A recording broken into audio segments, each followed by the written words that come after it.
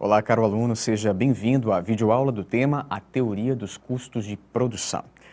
Ao final de seus estudos, esperamos que você conheça as definições dos lucros econômicos e contábeis, assim como compreenda os custos de oportunidade e o conjunto dos custos de produção, fixo médio, variável médio, médio e marginal.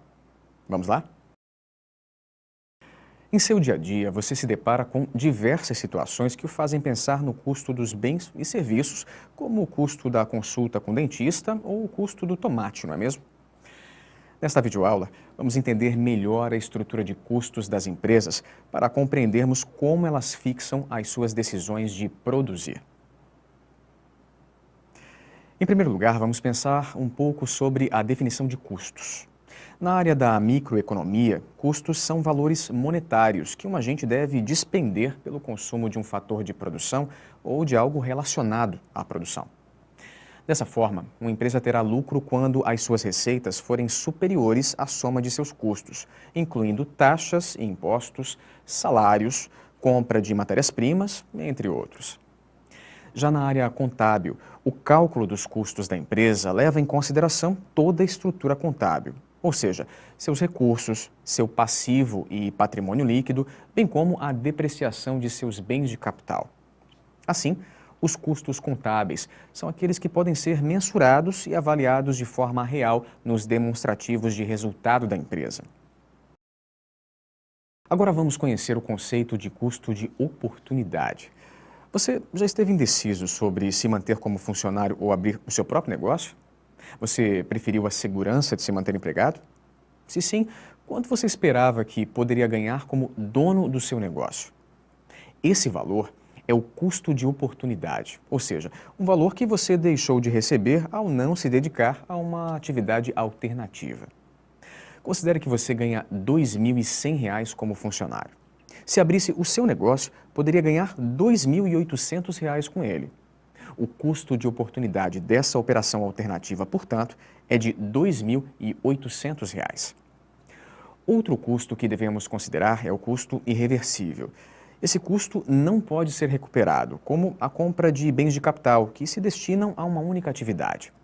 Uma vez realizado, a empresa não tem como encontrar uma aplicação alternativa para este gasto.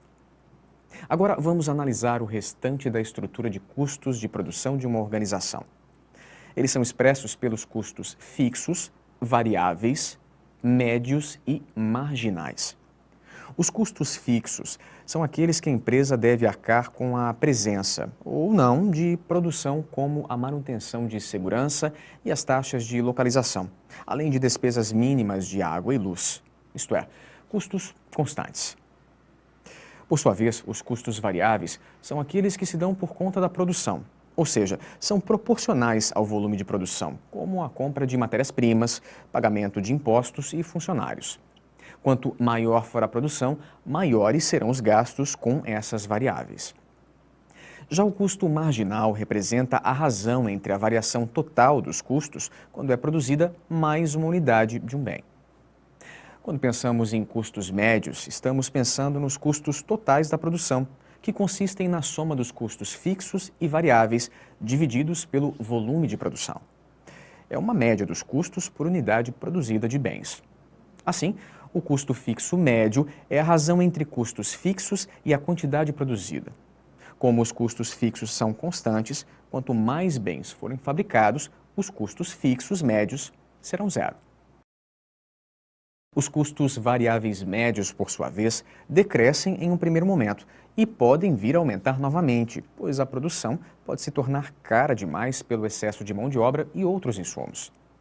Dessa forma, a empresa deve sempre manter o seu custo médio no menor nível possível, a fim de fixar o nível de produção.